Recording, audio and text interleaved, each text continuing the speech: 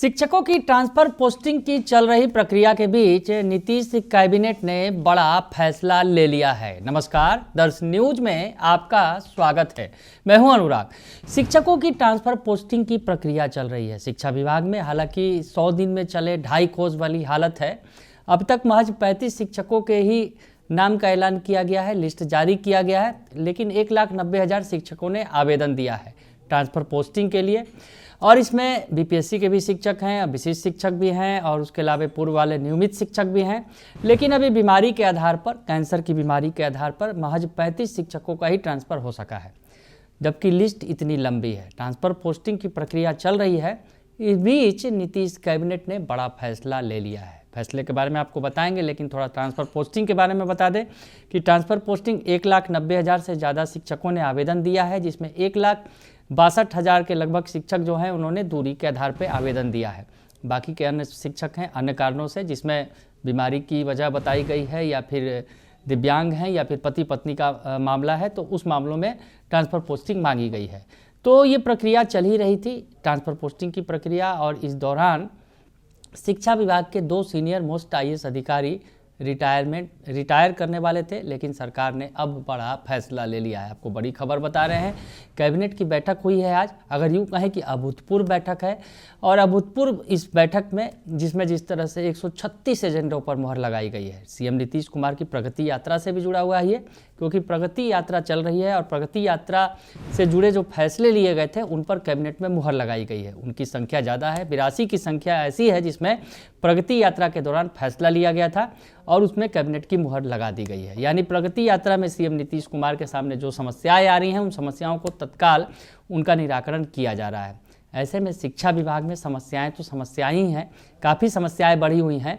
अब ऐसे में शिक्षा विभाग के 2 सीनियर मोस्ट आईएएस अधिकारी रिटायरमेंट पर थे, रिटायर करने वाले थे। ऐसे में अगर वो रिटायर करते तो ट्रांसफ़र पोस्टिंग की जो प्रक्रिया चल रही है वो बाधित हो सकती थी, क्योंकि इनकी महत्वपूर्ण भूमिका थी ट्रांसफ़र पोस्टिंग की प्रक्रिया में। तो सरकार ने अब इनको एक्सटेंशन दिया है। हम बात कर रहे हैं शिक्षा विभाग के सचिव हैं बैद्यनाथ यादव, उनके सेवा में विस्तार किया गया है। उसके अलावा आपको बताएं कि प्राथमिक शिक्षा निदेशक पंकज कुमार को भी विस्तार दिया गया है, उनके भी सेवा में विस्तार दिया गया है। तो बड़ी खबर आपको बता रहे हैं कि शिक्षकों की ट्रांसफ़र पोस्टिंग की चल रही प्रक्रिया के बीच सरकार ने बड़ा फैसला ले लिया है। कैबिनेट की मुहर भी लग गई है।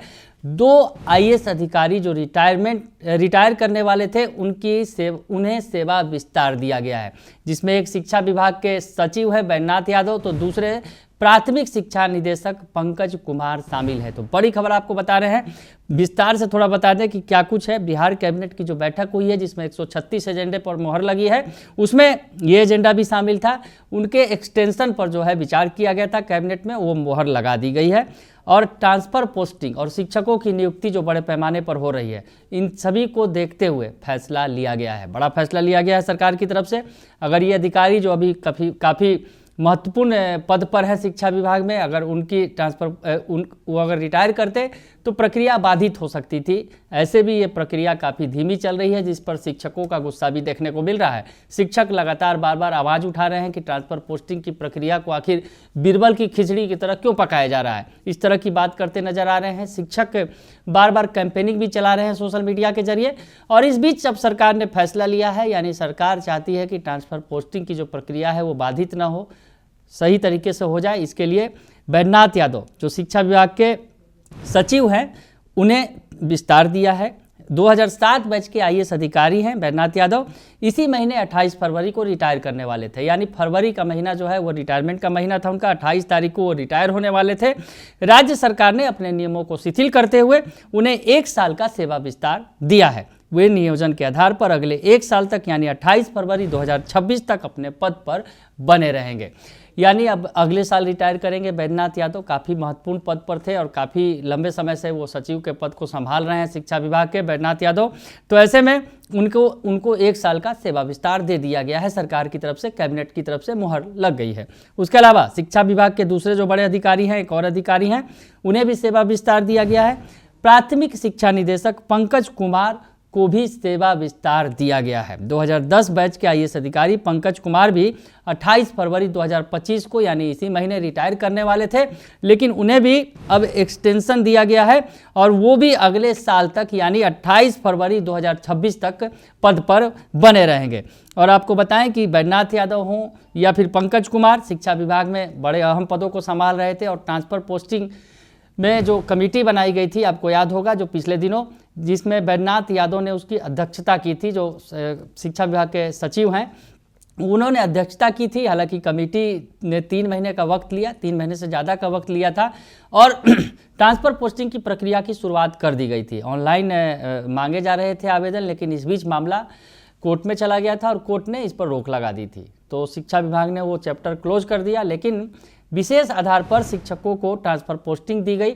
हालांकि वो मामला भी काफ़ी लंबा खिंचता आ रहा है और शिक्षकों के बीच कहीं ना कहीं इसे लेके आक्रोश है। लेकिन इस बीच सरकार ने बड़ा फैसला कर लिया है कि जो 2 शिक्षा विभाग के सीनियर मोस्ट आईएएस अधिकारी हैं उनको उनके रिटायरमेंट के पहले उन्हें सेवा विस्तार दे दिया गया है। बने रहिए दर्श न्यूज़ के साथ, तमाम खबरों से आपको अपडेट रखेंगे। फिलहाल के लिए इतना ही, धन्यवाद।